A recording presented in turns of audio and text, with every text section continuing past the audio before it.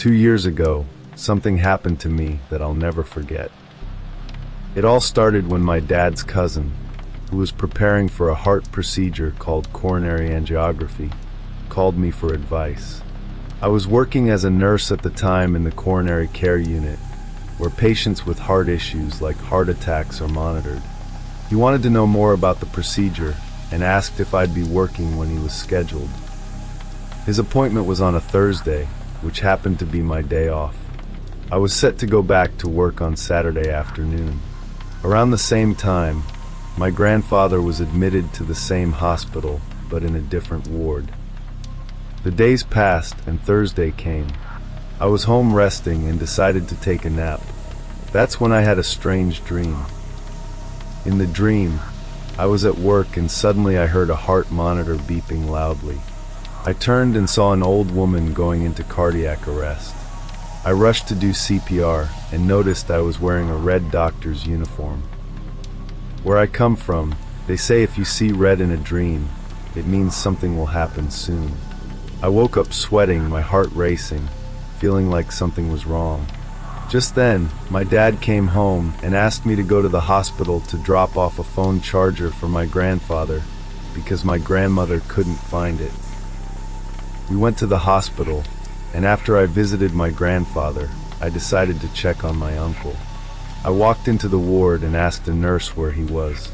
She looked at me with sad eyes and said, "Your uncle had a cardiac arrest during his procedure. He's in the ICU now." I felt my body go cold. I couldn't believe what I was hearing. I ran downstairs in tears to tell my dad. I should mention here that I lost my mom 5 years ago, so I prayed to her for help. I begged her not to let my uncle die. That night, I had another dream. I was in a white room when suddenly a door opened through the wall and my mom walked in.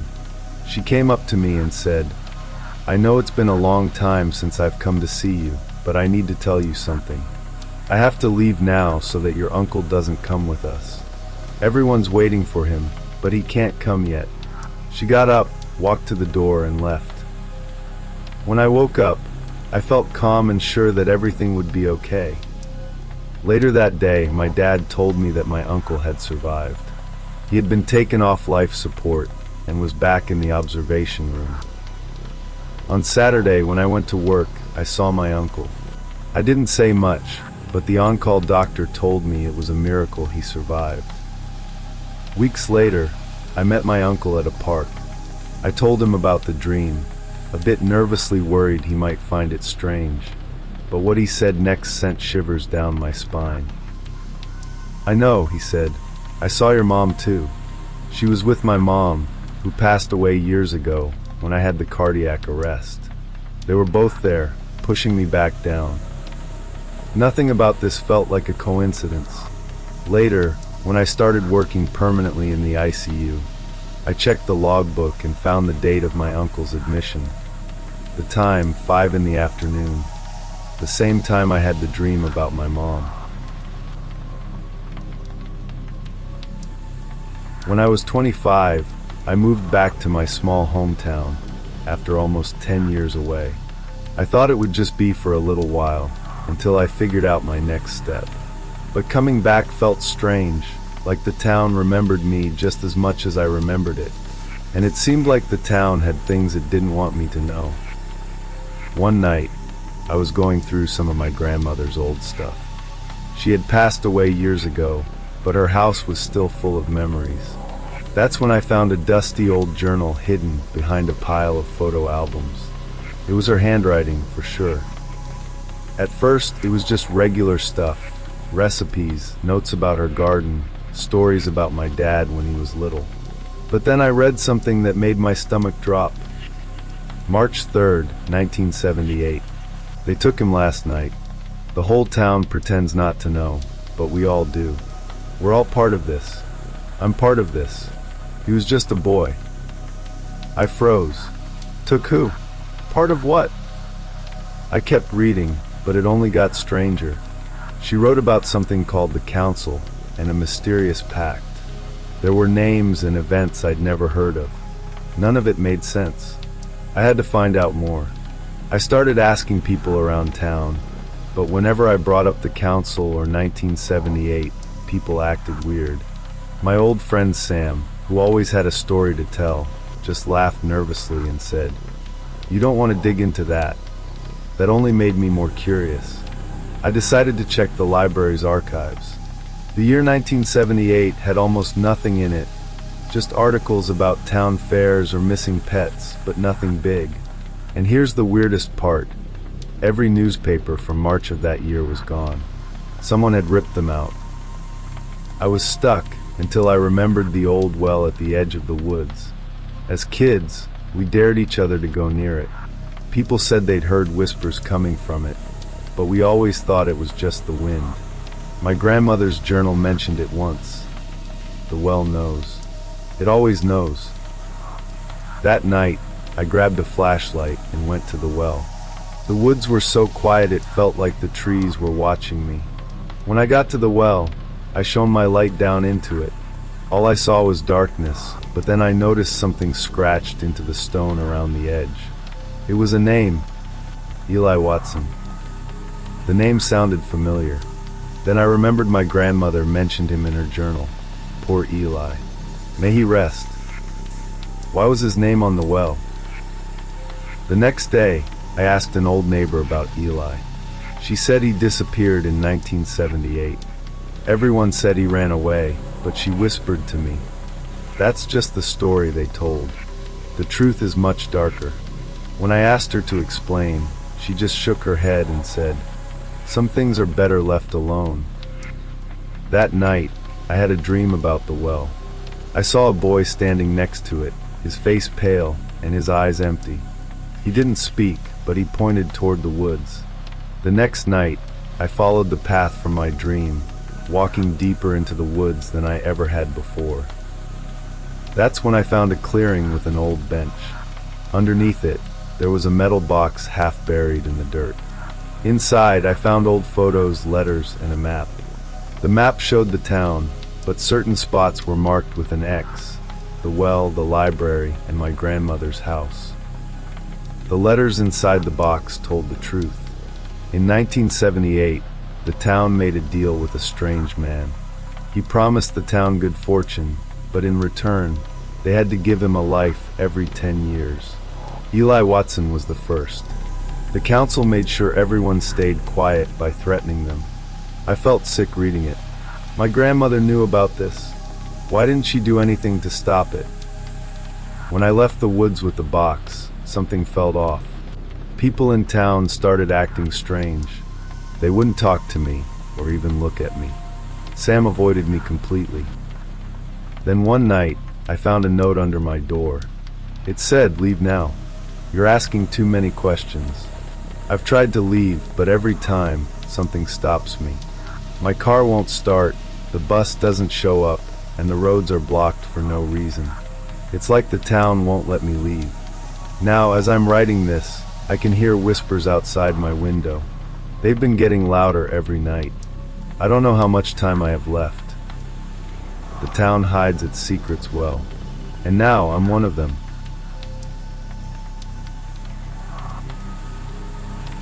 It was a regular Thursday evening. I was sitting on my couch, scrolling mindlessly through my phone.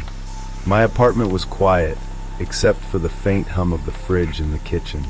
It was one of those nights where nothing felt out of the ordinary, until my phone rang. The number was unknown. I hesitated for a second. Normally I'd let it go to voicemail, but for some reason, my thumb tapped answer. "Hello," I said cautiously. There was a pause on the other end, then a man's voice came through. It was calm but felt strange. "Hi," he said. "I think I dialed the wrong number."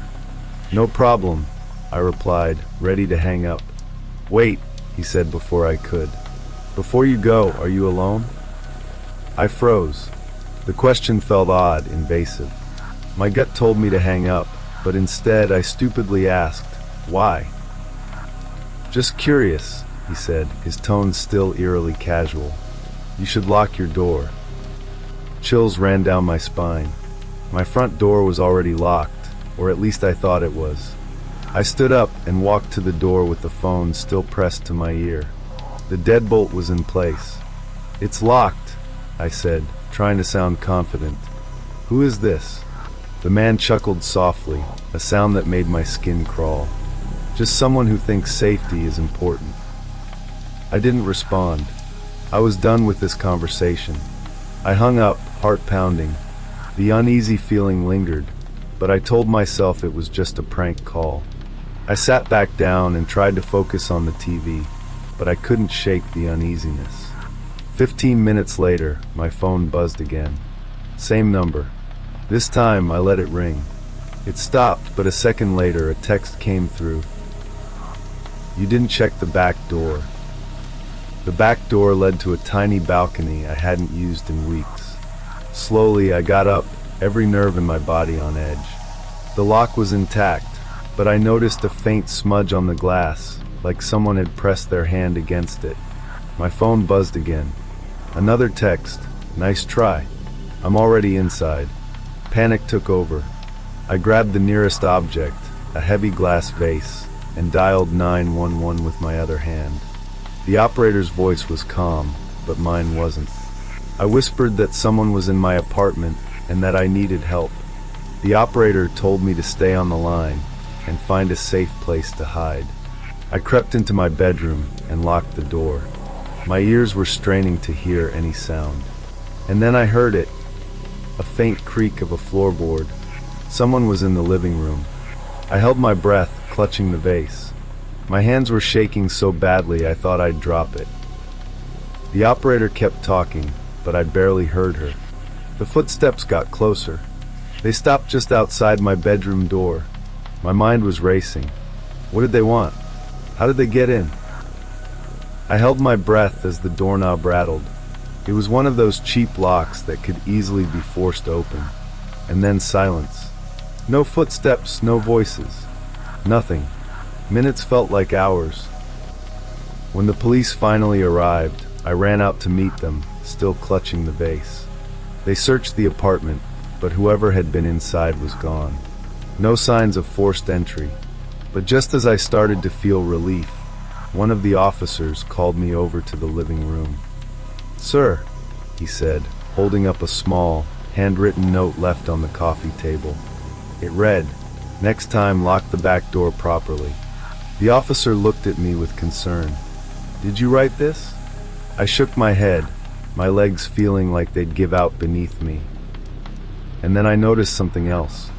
The smudge on the balcony door wasn't there anymore. The glass was wiped clean. Whoever it was, they had time to tidy up before leaving. I moved out the next week, but I still can't sleep without checking every lock at least 3 times. Sometimes I wonder if they're still watching, waiting for the next time I make a mistake.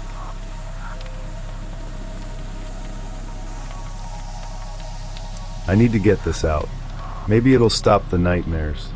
It happened just a few months ago, but it feels like yesterday. My name is Jake, and I work the late shift at a diner in a small town. After years of living here, nothing surprises me. Or at least, that's what I thought. That night started like any other. The diner was dead quiet, just me and the hum of the fluorescent lights. Around 2 a.m., I clocked out, waved goodbye to the cook, and got into my car. The roads were empty, as they always are at that hour, just me and the endless stretch of asphalt lit by my dim headlights. I turned on the radio to keep myself awake, but the static was worse than the silence, so I turned it off. That's when I saw her, a woman standing on the shoulder of the road, her thumb out, wearing a faded green hoodie. I know it's not smart to pick up hitchhikers, but something about her felt different. She wasn't some drifter. She looked normal, like she could be someone I'd work with, someone I'd pass in the grocery store. Against my better judgment, I pulled over. She climbed in without a word, just nodding in thanks. Her hood covered most of her face, but I caught glimpses of her pale skin and red-rimmed eyes. I tried to break the ice. "Rough night?" I asked. She just shrugged, staring out the window. The silence was heavy, but I didn't press her. I figured she'd open up if she wanted to. A few miles down the road, she finally spoke. "Thanks for stopping. Not many people do." "No problem," I said, glancing at her. "Where are you headed?" She hesitated, then muttered, "Just drive. Anywhere's fine." It was odd, but I didn't argue. I just kept driving. That's when I started noticing things. She had no bag, no phone, not even a wallet. Her clothes looked old, like they hadn't been washed in weeks. But what really unsettled me was the smell, faint metallic, like copper. I tried to ignore it, but it clung to the air. About 15 minutes in, I realized I didn't even know her name. "I'm Jake, by the way," I said, trying to sound casual. She turned her head slightly, her hood still shadowing her face. "Beth." "Nice to meet you, Beth," I said, forcing a smile. She didn't respond. The tension in the car grew thicker with each passing minute. The road was dark, and my headlights barely pierced the blackness. I felt like we were the only two people left in the world. And then I saw a knife. It was tucked under her hoodie, just barely visible as she shifted in her seat. My heart stopped. I didn't let my face show it, but my mind raced. What had I done? I picked up a complete stranger in the middle of nowhere, and now I was trapped in a moving metal box with her. I tried to stay calm, gripping the steering wheel so hard my knuckles turned white. "So, where are you from?" I asked, my voice trembling slightly. She didn't answer. I glanced at her, and for the first time, she was looking at me. Her hood had slipped back slightly, and I could see her face more clearly. Her eyes were wide, almost unblinking, and her lips were pressed into a thin line. "You missed the turn," she said suddenly. "What turn?" I asked, my voice shaky. "The one back there," she said, pointing behind us. "You need to turn around." I hadn't seen any turn. Panic bubbled in my chest, but I nodded. "Sure, I'll find a spot to turn around." I slowed the car, looking for a place to pull off, my mind racing with ways to get out of this. Then I spotted a gas station up ahead, its lights flickering like a beacon. Relief flooded me. I pulled into the lot, pretending to check my phone. "Need gas," I mumbled as I stepped out. I left the engine running and the driver's door slightly ajar. My plan was simple: run into the gas station and get help.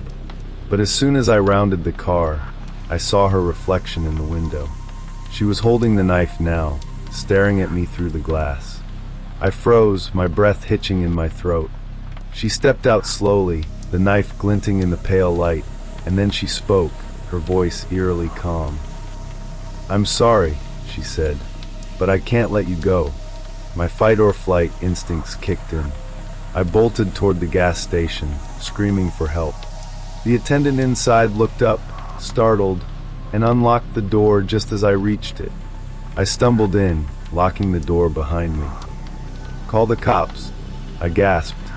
The attendant grabbed the phone, but when we looked outside, she was gone. Just gone. My car was still running, the door hanging open, but she had vanished into the night. The cops arrived 20 minutes later. They found nothing, no footprints, no sign of her. It was like she'd never been there. When I got home that night, shaken but relieved to be alive, I found something on my passenger seat, a folded note. All it said was, "You're lucky. Not everyone gets away." I moved into this apartment 2 months ago. It's quite cheap and the perfect place for someone like me trying to start over. The only odd thing is that the apartment next door is always silent. No lights, no sounds, just a nameplate that says Hannah Brooks. One night, as I came back late from work, I heard faint crying coming from her apartment. It was muffled, like someone was trying not to be heard. My stomach knotted, but I convinced myself not to intrude. Maybe she needed space. The next few nights, the crying got worse. Then one night, it turned into whispers. I pressed my ear to the wall. It was her voice, soft and trembling. "Help me, please." I couldn't ignore it anymore. I knocked on her door. No answer. I knocked again, harder. Still nothing. The building manager told me no one had lived there for years. I laughed nervously and showed him the nameplate, but when we walked up together, it was gone, just a blank, dusty door. That night, I couldn't sleep. I kept staring at my wall, imagining Hannah on the other side, trapped. Then at 3:12 a.m., I woke up to a single word scratched into the wall above my bed. Run. I moved out the next day. A week later, I got a call from the building manager. We found something in that apartment. Behind the walls, an ID and some remains. The name was Hannah Brooks. Then he asked, "Did she ever contact you?" I've always been a night owl. My job as a freelance graphic designer keeps me awake during the oddest hours, and the quiet of the night fuels my creativity. But for the past few weeks, my midnight ritual of working at my desk has been disrupted by something I can't explain, something that's left me questioning my sanity. It started 3 weeks ago. I live alone in a small, single-story house on the outskirts of town. It's a quiet neighborhood, the kind where everyone knows everyone. Or at least, that's what I thought. One night, as I was sipping coffee and finalizing a project, I heard 3 soft knocks on my front door. It was strange. Who knocks on someone's door at midnight? I froze, listening for any follow-up noise, but the house was silent. My porch light was off, and I couldn't see anything through the window. Against my better judgment, I unlocked the door and peeked outside. No one was there. It might have been a prank, I told myself, kids messing around. I locked the door and went back to my desk, though the sound of those knocks stayed with me. The next night, it happened again, 3 soft knocks. This time, I didn't open the door. Instead, I stayed still, my heart pounding. I turned on the porch light and waited, but again, nothing. The street was empty, and the silence was deafening. By the 3rd night, I was on edge. I called my neighbor, Mrs. Harding, a sweet older woman who often kept an eye on the neighborhood. When I told her about the knocks, she sounded concerned. "Maybe you should call the police," she suggested, "or get a camera." I bought a cheap security camera the next morning and installed it above my front door. That night, I stayed up waiting. Sure enough, at exactly 12 a.m., they came, 3 soft, deliberate taps. My stomach twisted as I opened the app on my phone to check the live feed. There was no one there. My porch was empty. My heart raced as I replayed the footage again and again, but the result was the same. Nothing. I felt like I was losing my mind. The knocks didn't stop. Every night at midnight, they came, always the same pattern, always the same intensity. I couldn't focus on my work, and every creak in the house set me on edge. I barely left the house, and when I did, I found myself looking over my shoulder, feeling watched. One night, I decided to confront the stranger. I sat by the door, a kitchen knife clutched tightly in my hand.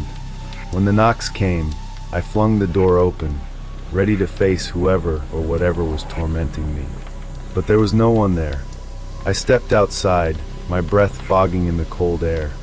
The street was as still as ever. Then I noticed something odd, a faint smell of cigarette smoke lingering in the air. I don't smoke, and neither do my neighbors. As I stood there, a chill crawled down my spine. I wasn't alone. I turned quickly, but there was no one behind me. The sensation was so strong, though, that I bolted back inside, locking the door. The next morning, I checked the security footage again. This time, I noticed something new. The camera hadn't picked up anyone near the door, but in the distance, at the edge of the street, I saw a faint figure standing under the street lamp. He was barely visible, but he was there watching. The police would think I was crazy, and my friends chalked it up to stress and lack of sleep, but I knew it was more than that. Last night, everything changed.